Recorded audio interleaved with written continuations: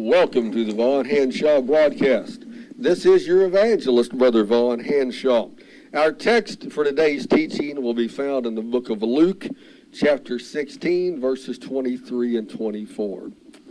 Jesus says, "And in hell he lifted up his eyes," referring to the rich man in the story, "being in torments, and seeth Abraham's bosom afar off, and Lazarus the beggar in his bosom.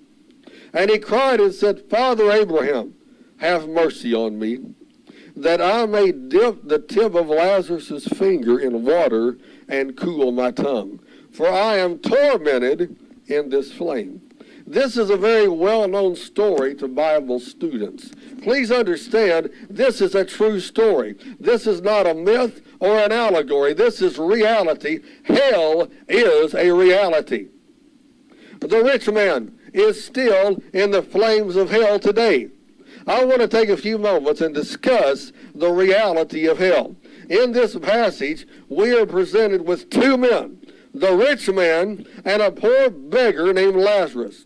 The rich man did not believe in Jesus Christ, had never been born again, and he made money his God and his idol. Now this story messes up the health and wealth, word of faith, prosperity, cultic, false doctrines of demons. Why? Because the word of faith crowd says that if you're not rich and you're not healthy, then you're probably not even born again because you don't have enough faith to be rich and healthy. That's a lie, brother. This story declares that the rich man is the one that went to hell, and the beggar did believe in Jesus Christ. He was born again. He was covered in sores. And when he died, he received a special escort by God's angels all the way into the pearly portals of eternal paradise. He was saved. But when the rich man died, the death angel, the grim reaper, snatched his depraved, wicked soul from his lifeless body and escorted his doomed soul into the fiery flames of hell. The Greek word for hell here is Hades, meaning the unseen place of departed, doomed, and damned souls.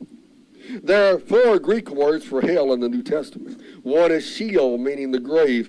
Two is Gehenna, meaning the lake of fire. Three is Tartarus, meaning the place of punishment for the wicked. And four is Hades, meaning a temporary place of torment.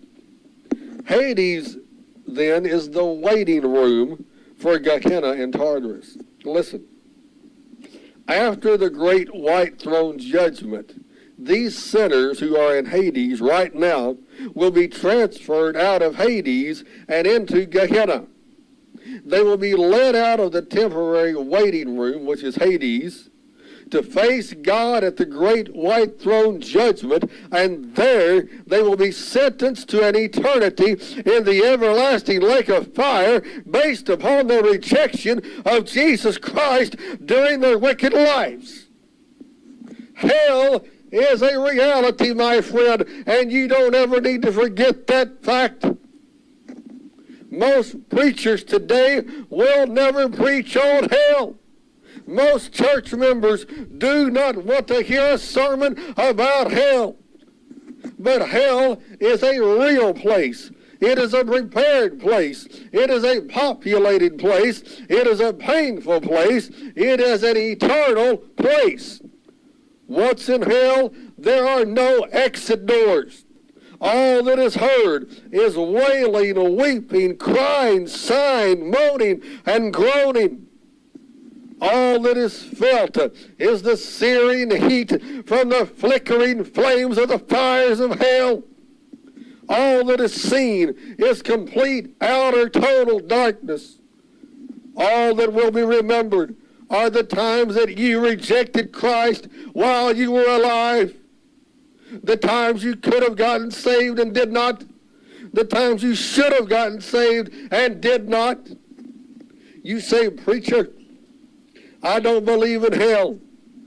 Listen, my agnostic, atheistic, pagan friend, your belief system does not change truth. Your belief system will not change reality.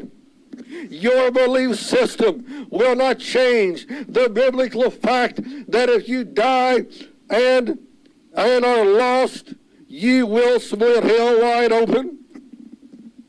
If you die and are not born again, then your next sight will be the lake of fire. Consider your soul, my friend. What horror it will be to die at 11:30 and at 11:31 wake up burning alive in the corridors of hell. If you're not born again this second, I pray you would stop whatever it is that you're doing and ask the Lord Jesus Christ to save you from hell, to save you from the power and the penalty of sin, to set you free from sin, self, and Satan.